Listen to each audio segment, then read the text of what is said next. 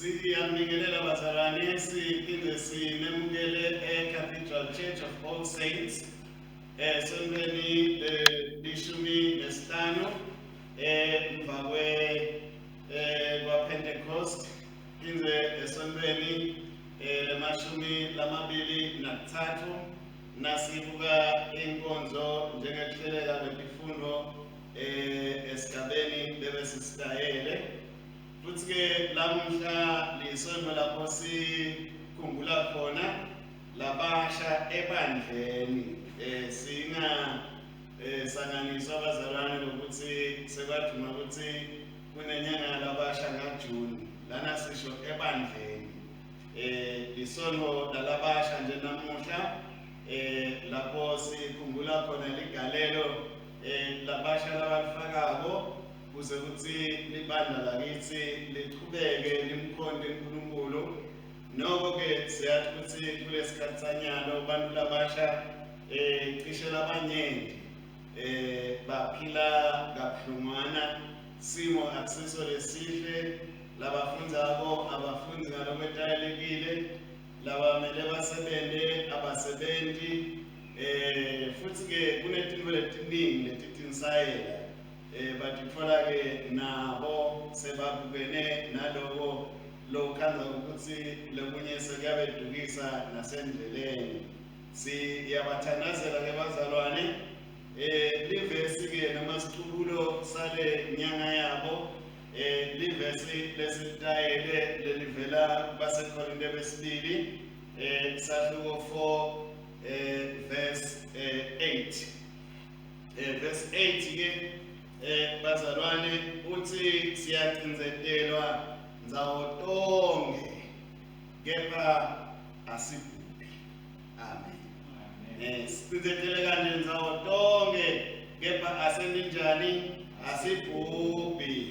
So kunoke sikusho bazalwane ukuthi noma simo sisibi ngalendlela lekhona kepha uNkulunkulu siyamethemba.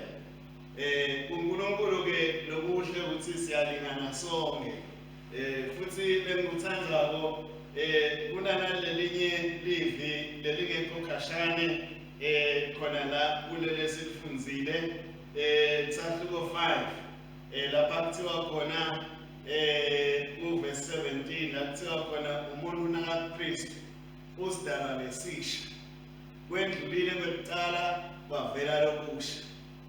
Kude gogo kuKristu sonke sibasha. Ngabe nasikhuluma ngebantu labasha noma likhehla kuKristu kude wonke umuntu lokuKristu kuthiwa ngumhana waNkulunkulu. Ngabe nasithatha-ke lesimo sebusha sikhuluma ngesimo sebusha mhlambe ekukhuleni kwemuntu siphinde sikhulume ngesimo sebusha ebuntwini bethu bakamoya lesi siphiwe bona. Ngabe bazalwane siyanemukela-ke sibukela titifundo-ke namuhla kepha-ke letifundo akusito letimiselwe lenkonzo yalabasha. Asithathe nje ukuthi sitayela lenkonzo yalabasha ngoba sekukhona leluhlelo lolukhona netifundo takhona. Kepha-ke lamuhla sibukele tifundo talesonto lanamuhla sitawuphindze naye siyicophe bayilalele labasha sibe kanye nabo. Inkosi isibusise. Kuletifundo-ke lesisebenza ngato namuhla letivela encwadzini yetaga sahluko 22 verse 1 na-2 8 na-9 na-22 na-23 bese lihubo kuba lihubo 125 sifundo sesibili sivele kuJakobe sahluko sesibili livesi lekucala kuya kulelishumi uqhubeke kulelishumi nakune kuya kulelishumi nesikhombisa. Livangeli ngekulandzisa kwamakhuluncwele sahluko sesikhombisa sisuka evesini laka 24 kuya evesini laka 37. Sisi awugele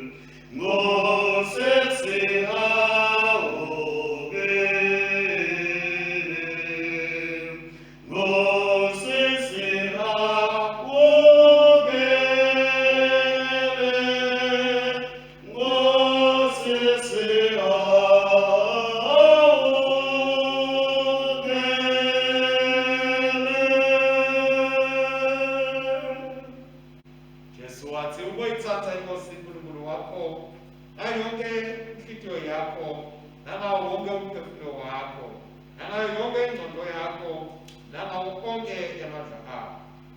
Lona-ke umyalo wokuqala nomkhulu nowesibili ufana nawo ukuthi wothanza makhelwane wakho njengoba utithanza wena. Le miyalo lemibili kwabelele yonke imithetho newaprofethi. Nangabe-ke umuntu onile sinemmeli ebhukuyise Jesu Kristu lolungile nguye loyihlawule intolotelo. Ngakho asikume intolotelo sikumisele ngalokuqinisekile kuyigcina imithetho kaNkulunkulu siphile ngemithando nangekuthula nabo bonke abantu.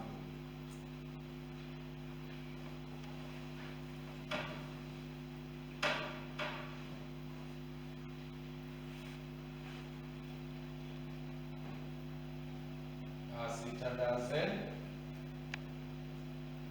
Nkulunkulu somandla, Baba wethu osezulwini, siyakuthoba siyavuma ukuthi singile kuwe kulicala lethu, sonile ngekucabangana nekukhulumana ngekwenda nangabe kwento kufanele sikwende ngenxa yenkothano yakho Kristu Inkosi yethu, sithethelele konke esewenzile usele sikhole kuhamba nokusha kude igama lakho lidunyiswe.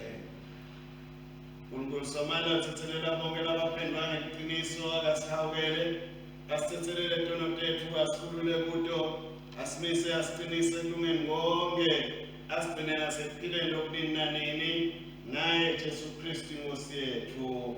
Amen. Asithandaze umthandazo walomuhla. Sithandaze kanye sithi Nkulunkulu weluthando wemukela wonke umuntu ngakho-ke siside futhi ingqondo nezinhliziyo zethu divulele ekwemukeleni inthando yakho kude kuthi kuko konke esisho khona lesikwentako simemethele luthando lwaKristu siphinde sihlangabezane nezidingo zabomakhelwane bethu ngayo Inkosi yethu Jesu Kristu lophila usana kanye nawe namalungelo uNkulunkulu munye nyalo nanini. Amen. Siyabonga bathandekako nayiqala inkonzo bese ngilibala ukuthi ngisebenza nemfundisi Zulu ngasenqele sami nemfundisi Sigudla ngesekudla sami nemnakethu Cyprian Dlamini kanye natsatewethu Jacqueline longena asithebula. Siyaqhubeka-ke nenkonzo sidalela sifundo sekuqala.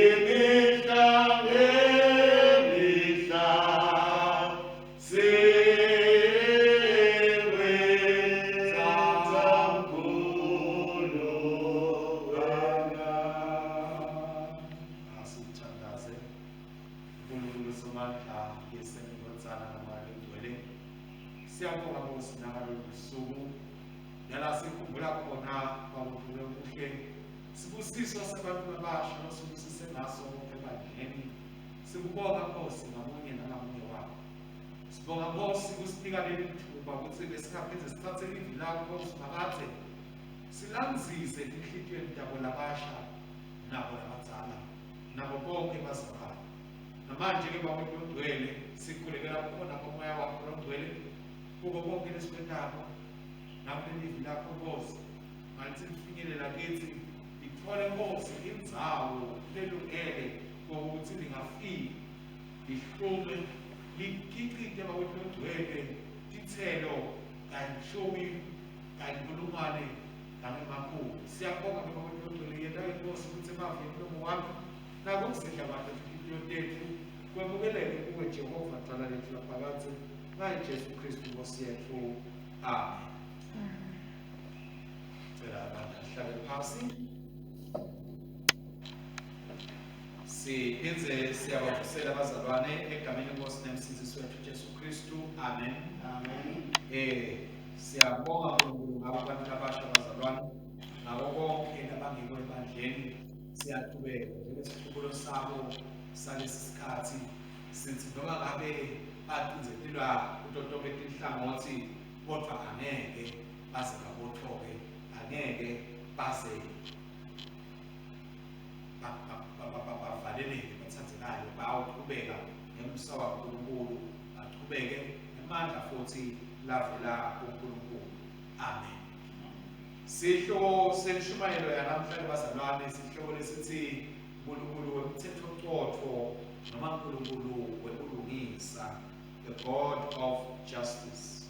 Sitawukhumbula-ke bazalwane ithembekile liphelile emva mhlawumbe emaviki lamaningi lambalwa lalapho besolo sigijima khona nesihloko lesikhuluma ngaJesu Kristu asikwa sekuphila, asikwa lesiphilisayo. Sifike evikini liphelile bazalwane sasesesithola sihloko sethu lebesisivetela noma sisikhumbuta ukuthi thina siyintalo lensha, thina sidelwe kabusha njengoba ashilo ukufundisa ukuthi sonke sesibasha bazalwane kuKristu ngoba sonke sibafana kaNkulunkulu. Sidelwe kabusha, sendiwe sababasha. Ngakho-ke bathandekayo ngenxa yaloko siyakhuthazwa lokuthi sisaphuma empilweni lenzala singena empilweni lensha yaKristu. Kufuneka ukuthi kubonakale inguquko empilweni tethu.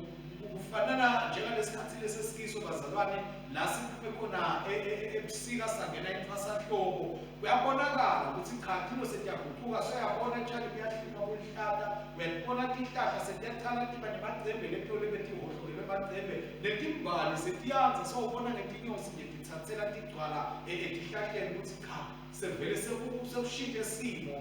Netithelo setiyaqala bazalwane setiyabonakala ukuthi tiqala ngale timbali ukuthi nazo itithelo setitawuvela. Nanathi singitiwe bazalwane ngokuthi kwangathi singathi sisaqala kabusha kuKristu, sifanane naletimbali letitawudonsela abantu tibadonsele kuKristu, siphindze sibonakale sikhicita tithelo, letithelo takamoya lethiwa labo labatelwe ngamoya, labo labatelwe nguNkulunkulu babonakala ngato leto tithelo bazalwane. Sendlule nje ekutheni sibe bazalwane njengoba amemetile evikini ledlulile Jakobo ukuthi asiyekelele kuba bazalwane labakholwa ngemlomo kuphela kodwa nangenhliziyo nangetento kubonakale ukukholwa kwethu bazalwane kube nokuphathekako ngoba sesishintshiwe, siguqulwa ngokuthi sisebukhoneni kaNkulunkulu, siguqulwa ngokuthi siguqulwa uNkulunkulu singamloku yena nafise ngokuthi sibe nini.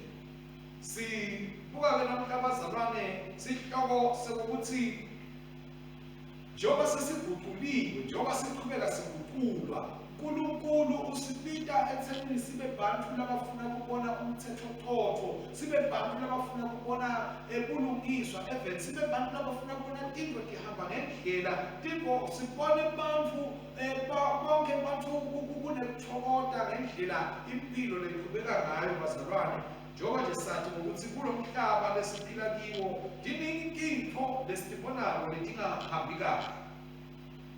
Siyathi lethi futhi bazalwane njengoba nathi sibazalwane nje uNkulunkulu uyasisebenta, uyasiguqula. Nanathi ubhekile uNkulunkulu ukuthi sisaguqulwa thina sibazalwane, siphume nathi umkhankaso wokuthi silifundzise, silikhombise, silibonise live tinto letingahambi kahle letidzinga ukuthi tiguquleke eveni kuze thinalo litewutalwa kabusha sibonakale lokutalwa kabusha lokuthi singagcini nje nakithi kuphela kodwa kuqhubeke bazalwane kuqhubekele nakulabanye abantu ngokuthi ekutalweni kabusha kwabantu sitewubona nemhlaba uguqulwa ngoba nasanza thina lesitelwe kabusha lesicabanga ngendlela yaKristu, lesicabanga ngenhliziyo yaKristu, nala emhlabeni utawukwanza lokucabanga kabusha lokucabanga ngenhliziyo yaKristu. Siphila-ke bazalwane emhlabeni lo gwele siyakhwabanisa umhlaba logcwele kokuthi umuntu uphokela bakubo kuphela labanye akanenzaba nabo. Siphila emhlabeni nalapho umuntu lothi angathola amandla, uthola amandla bese sokuwasebenzisa kabi, afune ukuhlubeda labanye noma afune ukugibela etiko labantu. Siphila eveni nalapho kugcwele khona kuhobholo, siphila eveni nalapho kugcwele khona kukwata, siphila eveni nalapho kugcwele khona kuconzana, siphila eveni nalapho umuntu kubantu labaningi kugcwele nje kibo kuba kugubhela kwesaba. Liyadinga lebazalwane lelive lelo ukuthi liguqulwe kuze ukuthi abantu bonke batawuthokoza. Wonke lezinto lesikhuluma ngayo leli bazalwane tenda ukuthi impilo ingabi mnanzi, abantu bangakhona ukuphikisana kahle, bangakhona ukuhlalisana kahle, bangakhona ukubukana kahle. Kodwa nasikhona ukuthi ngoba lezinto leti abantu babe sebakhona ukuhlalisana kahle, bakhona ukuphila kahle, babe nokuthokoza, babe nokujabula. Lelive lebazalwane siyathi ukuthi likhona ithuba lokuthi lingaba indzawo lengcono yokuphila kithi sonke uma ngabe bantu bonke bangaguqulwa simo sabo, sonke besingaguqulwa sifanane naKristu, sonke sibe nesimo saKristu. Umuntu ukuthi ngoba leguquko idzingekile ukuthi ibe khona, ngabe mina nawe sithimisele kangakanani ukuthi besingaguquka, futhi sithimisele kangakanani ukuthi besingaphuma siye eveni silitshele live ukuthi mhlaba ufanele ukuguquka uhambe ngale indlela yaNkulunkulu, usuke endleleni yakho yokutentela timo takho ngeyakho inthando nekwakho kuthanda. Ngoba phela abazalwane vele thina lesesiKristu lesesicela kabusha, iBhayibheli liyakukhombisa ukuthi thina abazalwane sengithi emehlo asimakaze la emhlabeni, thina abazalwane ngithi umlomo wasimakaze la emhlabeni, thina abazalwane ngithi indlebe yasimakaze la emhlabeni, ngithi intandla kaNkulunkulu latawutisebenzisa ukufeza injongo yakhe, netinyawo latawutisebenzisa. Umuntu ukuthi sitimisele kangakanani abazalwane ngokuthi sisetshenziswe uNkulunkulu ukuphumelelisa lento kinto.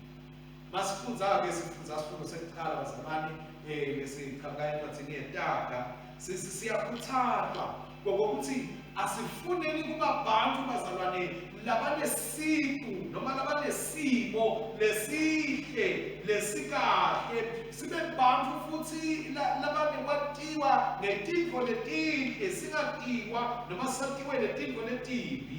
Sinesayeka lebazalwane ukuthi njengoba singenile kuKristu, lokho lesingiko singafiki kuKristu kufuna ukuthi kuguqulwe, kufuna ukuthi kukhweshiswe lokho lokungahambisani nemigomo nenthando yaNkulunkulu.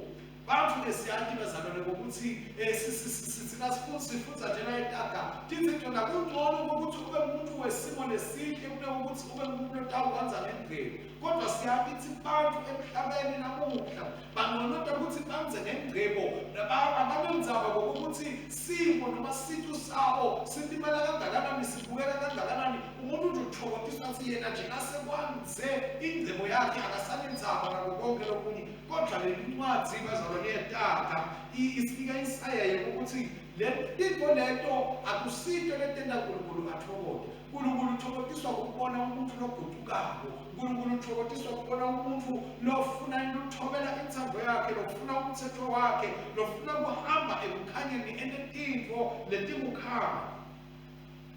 Siyatshelwa futhi bazalwane kiyo lencwadzi yeTaga ukuthi ekuthola kuthandwa uNkulunkulu, kuthola kubusiseka uNkulunkulu kungcono kakhulu kunako kufuna ukuthi ube nako konke. Ngoba ngeke uthole konke kodwa ukhanza ukuthi emgobeni kaNkulunkulu awukho, endleleni kaNkulunkulu awukho, bese ukhanza ukuthi sowubheke kakhulu tonke lezinto leti awusakhona ukubeka ingqondo yakho nomqondo wakho kuNkulunkulu. Uthi-ke umbhali wayona ncwadi kufanele ukuthi sathi ukuthi bantu bonke emhlabeni nangabe siguqule lesimo, kufanele sathi ukuthi bantu bonke emhlabeni bamgqoka kude notawabamgqoka kunalo muntu. Kufanele sathi ukuthi akwenzaba ukuthi umuntu mhlawumbe unalezinga lini ekuphileni emhlabeni, kodwa abantu bonke umfanekiso kaNkulunkulu ngakho abantu bonke bamgqoka. Kufanele ukuthi thina sibazalwane siphathane, umphathele omunye umzalwane ngekwati ukuthi umgqoka, ngekwati ukuthi uyintalelwane yaNkulunkulu, ngekwati ukuthi umuntu kaNkulunkulu, ungumfana kaNkulunkulu. Uthi uNkulunkulu akafuni bazalwane bokuthi siphathane kabi, akumthokozisi uNkulunkulu ngalesikhathi sibantu silapha emhlabeni singaphathani kahle. Lembhalo nasifunza lelivi khona lapha encwadzini yeTaga liyasitshela ukuthi esikhathini lalapho bese kuvela khona labahlukumeza labanye noma labahlupha labanye, uNkulunkulu uyaye bese yena uthatha ihlangothi lwalaba labahlukumezekile, lwalaba labetelutho, lwalaba labanyathelekile, bese sewuyakhuluma, uyabakhulumela. Nase akhuluma ke uNkulunkulu bazalwane, bese kuyasabela. Kungakho kufanele ukuthi kube ngithi lesikhulumako, kungafiki isigaba sethi kube kuze kufike uNkulunkulu akhulume, sikhulume, sitholakale nathi sikulolu hlangothi la siva khona ukuthi uNkulunkulu utawuba khona. Lalapho sibona khona into tingalungi kahle, singesabi bazalwane ukuqondzisa nekusho ukuthi cha akusasiko ke nasihamba kanje, akusiyo inzalo kaNkulunkulu, akusiyo nomgomo kaNkulunkulu, ngoba uNkulunkulu ubekile yakhe indlela ukuthi kufanele ukuthi ikuhanjwe kanjani. Nasifunza kubo ke bazalwane, liyasikhumbuza ukuthi labo labethembela kuNkulunkulu bafanana nethaba yaseSiyoni, phindze abanyakatiswa, baphindze sibafanana neJerusalema abakhakelwe nguye uNkulunkulu, njengoba iJerusalema ayikhakelwe tintsambo. Ngokuthi bazalwane bonke abantu uNkulunkulu ubafunela tintfo letinhle, kude ukuthi uNkulunkulu lakufisela into lembi. Bonke abantu labakhona ekhoneni kaNkulunkulu lisifundisa lelivi ukuthi uNkulunkulu ufuna ukuthi bahambe endleleni yakhe lephakeme, indlela yekulunga, indlela yeqiniso, indlela yemthando, indlela yemusa, bakhweshe endleleni yebubi, bakhweshe endleleni yentondo nebumnyama, bakhweshe endleleni yekuconza labanye abantu noma yekuyeka labanye bantu. Lembala siyathi ukuthi uNkulunkulu singavela konke lokuhle kuye, kodwa nasithi nasesifika ebantwini bakhe siphinde singasabeli senilo kubi, kufanele ukuthi sihleli aseli lutho, ngoba uNkulunkulu uthi lelo sikwenda kuye kufanele thina kubantu sikwende lolu thando lesikhombisa yena, nakubantu kufanele silikhombise, ngoba phela siqhuba umsebenzi wakhe nasithume bona ngokuthi siwende. Kufuna sathi bazalwane ukuthi nabe kukhona longahambi kahle empilweni yabantu baNkulunkulu, empilweni yabantu baNkulunkulu, naNkulunkulu akathokoze, akajabule. Kungakho ke sinalesayeya njengabazalwane labakhulako ngokuthi sipheshise bazalwane lomqondo noma lokucabanga kwaseveli ngokuthi abantu kufanele uma unemandla, abantu kufanele uma unako konke bese sewubaphatha kabi, sewubabukela phansi, noma soyabeqaya labanye awusabathanzi labanye. Lithi livi kufanele sithanze bonke bantu, sinakekele bonke bantu. Nasiqhubeka ke bazalwane, siqhubekela esifundweni sethu lesiphuma eTestamentini neLisha, lalapho Jakobe aqhubeka khona akhuluma amemeta naye ngokuthi indzaba yokungaphathani kahle sibantu ayikalungi, uthi kufanele ukuthi bantu singabetwayi ngenxa yokuthi mhlawumbe behlukile kithi ngendlela lebabukeka ngayo, uze uveta kakhulu indzaba yokuthi asingathi ngoba sibona lomnye anjikile bese yena sesimphatha ngcono kunalona lesimbona aphukile. Uthi asibaphathe ngekufanana abantu ngoba siphethe umthetho oqotho kaNkulunkulu, lebonke bantu ubaqala ubafananisa ngesikalo sinye ngekufanana embi kwaNkulunkulu. Kufanele sathi nathi bazalwane ukuthi ebusweni basifakathe bonke bantu bayafana, bonke bantu futhi uNkulunkulu ngobabuka abaphathe ngekufanana, ngoba bonke ubathatha kokuthi bayindalo yakhe, bayintalelwane yakhe. Siyabitwa ke bazalwane ngokuthi asinathini labanye abantu mhlawumbe sibabukele phasi, ngoba lenteka ukuthi labo lesibabukela phasi ngibo lesithi nasesesedzingene kuthambe bona babelikhambile kusita, njengoba asho njenganaJakobe ukuthi laba labahluphekile mase kukhona imali bakuvela bona laba mhlawumbe labangahluphekile abanako konke kungayibo labantu abavamisa ukuthi basihluphe basithathe bayosifaka enkantolo ngisho side emacala uthi kaNkulunkulu kufanele ukuthi umthethonqotho uhanjiswe embili etipeni tonke uyasikhuthaza ke Jakobe bazalwane ngokuthi sisabisa embili umthethonqotho asibeni bantu belithando asibuke ukuthi lesikwenta abanye sikwenta ngemithando yini noma sikwenta ngentondo ngoba vele masitawukwenta ngentondo utawuphahluka ekugomeni nasenthandweni yaNkulunkulu kufanele ukuthi intendo tethu tibonakale tidento letikhombisa uthando ikakhulu kulabo lesibonayo ukuthi bede emandla ekutekela bede emandla ekutimelela bede emandla ekukhulumela lithi lelivi asinabetwayi asibe nabo sibe kanye nabo ekuhluphekeni kwabo ekumatimeni kwabo Jesu siyabona bazalwane nasibuka livangeli lanamuhla lalapho afika khona esigabeni uqala ukukhuluma nalo make longasiyo umJuda uvela enzathi hayi mawusiyo umJuda wena yinza ufune lezinto lento uthi make cha noma ungasiyo umJuda kodwa kukhona tinzebeni longane letiwako etafuletiwele phasi ngiyawuthatha kinto ngoba ngiyathi ukuthi nami uNkulunkulu uyangithanza nami uNkulunkulu uyangifunela into letinhle kanjalo nanathi bazalwane ufune sibe nalo kodwa ukuthi bonke abantu uNkulunkulu uyabathanza bonke abantu uNkulunkulu uyabafuna asinabini bantu mhlawumbe labetwaya labanye bantu ngenxa yokuthi mhlawumbe behlukile kithi ngenteka sehluke ngetindlela letiningi letehlukahlukene sehluke mhlawumbe ngetibongo asinexwayani ngokuthi wena usiso sibongo lesithile usibongo lesithile asinexwayani ngokuthi wena ubulili lobuthile noma wena usive thile ngoba sonke sikaNkulunkulu asinexwayani ngokuthi wena umdzala kangaka wena umncane kangaka noma mhlawumbe eveni wena usigaba bani uniketwe isigaba lesithili emkhathini webantu noma wena mhlawumbe ukholelwa kuphi noma libandla lakho libandlamuni uthi uNkulunkulu asinexwayani bathathekayo ngaletinto leti kodwa asisonzelani sithandzane sisilethe inthando yaNkulunkulu ngoba siyathi ukuthi uNkulunkulu usithathe sonke njengebantu futhi uNkulunkulu usifunela into letinhle sonke njengebantu asifuneni nombuso kaNkulunkulu kube nguwo lowentekako kube nguwo lobusako kube nguwo lophathekako etimpilweni tethu bazalwane njengoba sihlale sithandaza ukuthi inthando yakho ayikho emhlabeni umbuso wakho awude akube njalo-ke bazalwane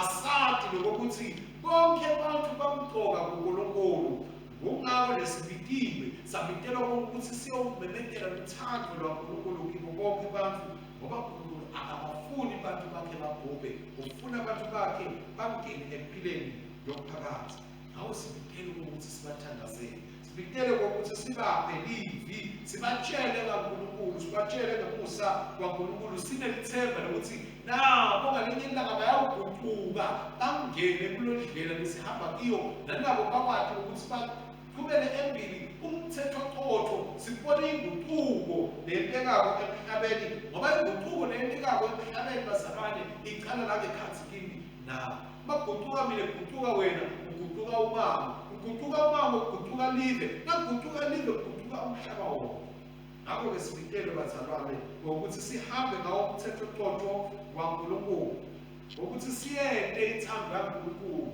sibonakalise umusa nelithando lwaNkulunkulu kubo bonke abantu sibitele bazalwane ukuthi asihambe ngemandla siyawuthanza abantu baNkulunkulu siyawusebenta etimpilweni tebantu baNkulunkulu kube siwukhalele umthethonqotho ngoba uNkulunkulu ufuna ukuthi wonke umuntu athole emathuba nako konke ngekulingana njengoba nje yena athethe wasibeka la emhlabeni wathi nako busani ligcwale umhlaba ufuna uNkulunkulu ukuthi konke abantu bakhe babonakale bativeta balokhu uNkulunkulu lawakhile wakufaka ngekhathi kibo baphumelele babadlodlobale konke kuhambe kahle empilweni zabo ngakho-ke sibitiwe bazalwane ukuthi asibanakekeleleni labo lebabonakala bangakhona ukutetela babonakala bangakhona ukuthi khulumela sibe maphimbo abo sibe danda ekubasita sibe danda ekubaphakamisa siphinde sibakhombe indlela lengiyo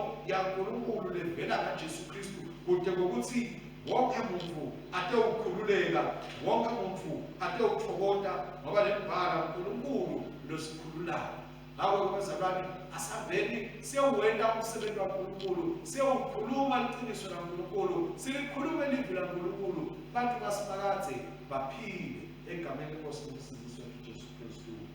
Amen. Asithandaze.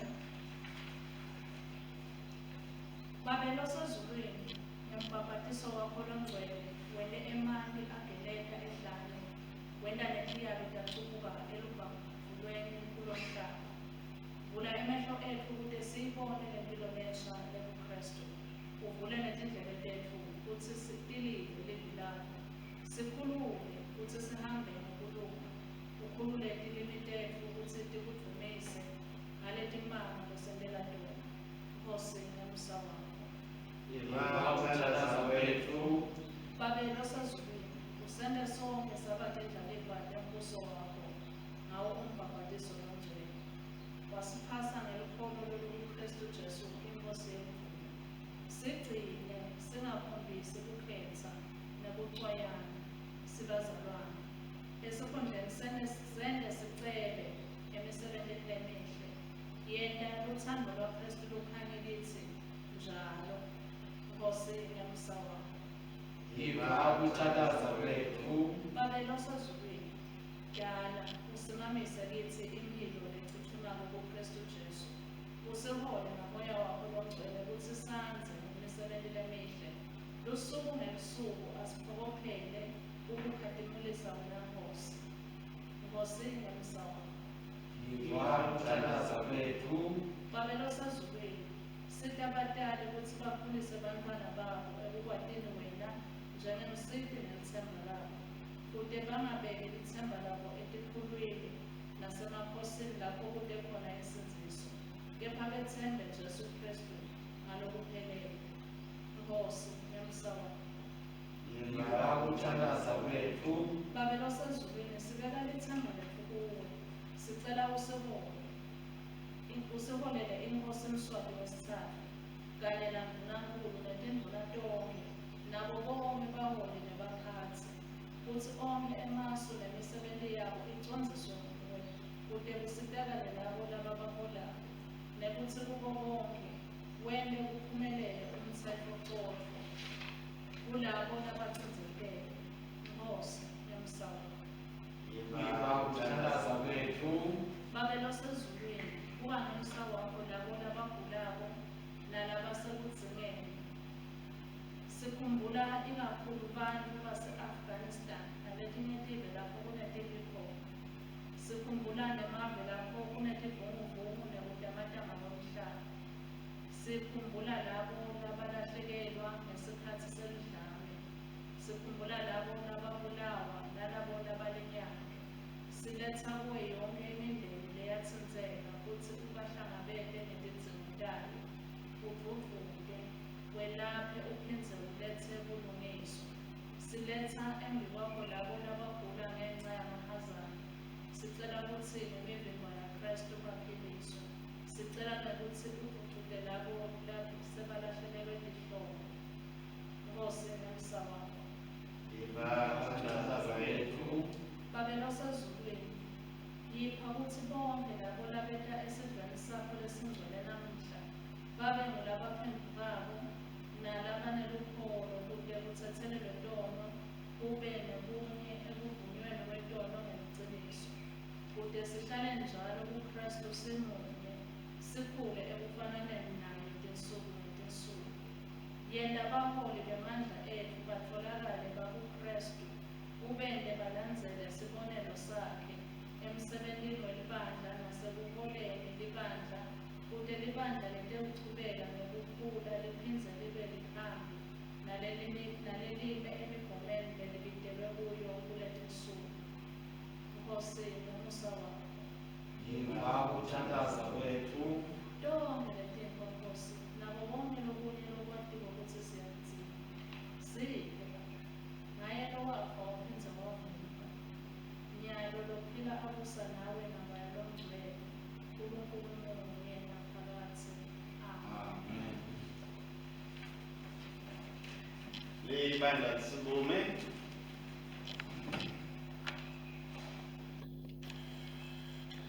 babemnikatiwe manda sinikela kuwe Jesu Kristu Nkosi yethu ubeswe umhlatshelo philabo sithulefe ngemanda moya ngcwele sabe sebelele moya Nkosi bakho Ora wankulunkulu lokwenzakonza konke akutekile mtshitho wethu nemcabango yethu simathe simthanze uNkulunkulu neNdodana yakhe Jesu Kristu inkosi yethu nesibusiso saNkulunkulu somandla uyise neNdodana namoya longcwele asebenze njalo osithi amen siyakuthumisa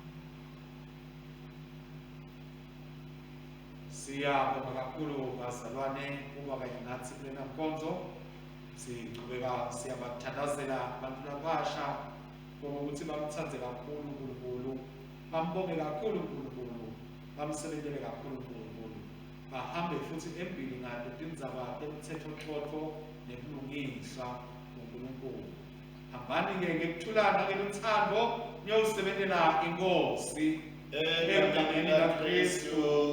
Amen.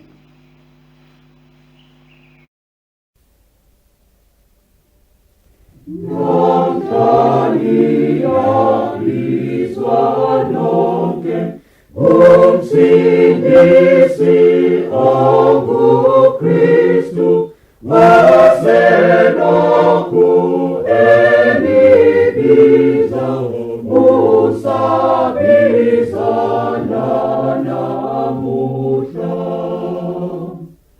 uthi wozanini nonke nizokuzwa izwi lakhe wozanini ningakuthi niyabizwa ngumsindisi akakhethi muntu yena uthi wozanini nonke ninazwa